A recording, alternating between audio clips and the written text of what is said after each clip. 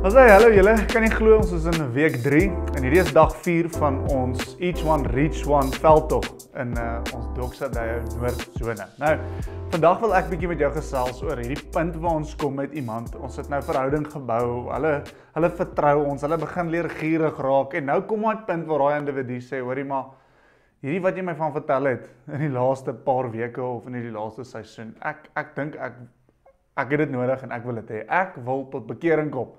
Of soos 'n kleinkind sal sê, ek wil my hartjie vir Jesus gee. En soveel keer druk ons as kerk na daai rigting toe en ons vier ook daai oomblikke.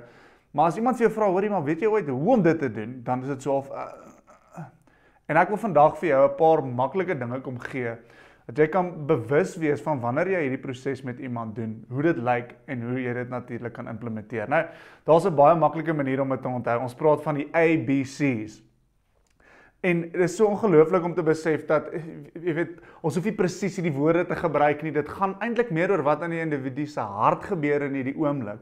En jy kan toelaat dat die Heilige Gees jou lei en 'n aanvoeling hê vir dit, maar ons praat van awareness, belief en confession. Iemand kom op hierdie punt en ons wil seker maak in daai gebed, hy is bewus, nie bewus hierso van sy sonde nie, bewus van die oorspronklike skepingsdoel wat die Here vir hom gegee het. En dat hy kyk na sy verlede en hy besef, hoorie maar, ek het dit gemis. Die woord hamartia wat beteken om jou doel te mis. So jy raak bewus van dit wat God se hart nog altyd oor jou lewe was. Die tweede een is belief, geloof, om te besef en te glo, maar die enigste manier vir my om terug te kom by my skepingsdoel, weg van hierdie doelmisgedeelte van my lewe, is deur die bloed van Jesus Christus. Ek kom en ek verklaar, ek glo, Jesus, dat u bloed die enigste manier vir my is, om terug te kom in my skepingsdoel wat u vir my het. En dan die derde ene is confession.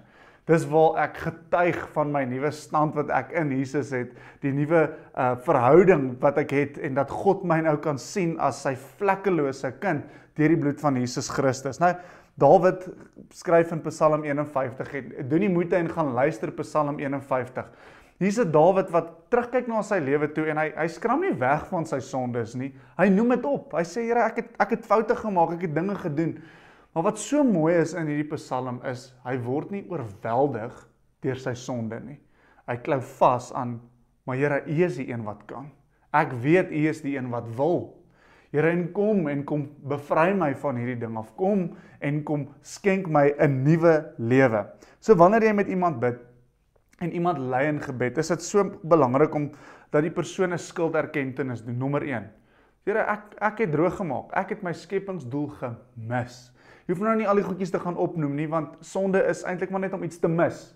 So Here, ek kom bely dat ek het my doel gemis, om in verhouding met u te wees, en om u heerlikheid in die wêreld uit te dra, en om u beelddraer te wees in die wêreld. Die tweede ding is, geloofsbelydenis. En hier's dalk so 'n bietjie vergifnis by, want ek glo, Here, dat u die enigste een is wat my kan red. En daarom maak ek nou aanspraak op die vergifnis. Die derde ene is identifikasie. God het my nou vergewe deur die bloed van Jesus Christus.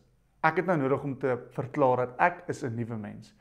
Dit is so jammer dat hierdie gebed wat ek nou so vinnig opbreek, word in meeste plekke as die sondaarsgebed genoem, the sinner's prayer.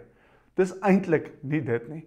Want in die helfte van hierdie gebed maak ek 'n verklaring en sê, Here, ek is nie 'n sondaar nie. Ek is 'n kind van God. Ek is 'n verlore kind wat nou terugkom in die huis van die Vader. En dan die vierde een is so belangrik, nee, ons kan nie deur hierdie proses gaan en groei nou in ons nuwe lewe as dit nie vir die Heilige Gees se teenwoordigheid en inspraak is nie. En om dalk net aan die einde van hierdie gebed te sê, Here, ek verwelkom u Gees nou in my lewe in, om binne in my te kom kultiveer en te kom groei en in my te kom werk. So dis die 4 goeters: skulderkenning, geloofbelydenis, identifikasie en vervulling. Mag jy toegerus voel en weet dat daar's nie spesifieke woorde wat jy moet gebruik nie, maar daar's 'n konsep van wat ons glo in die individu se hart moet gebeur.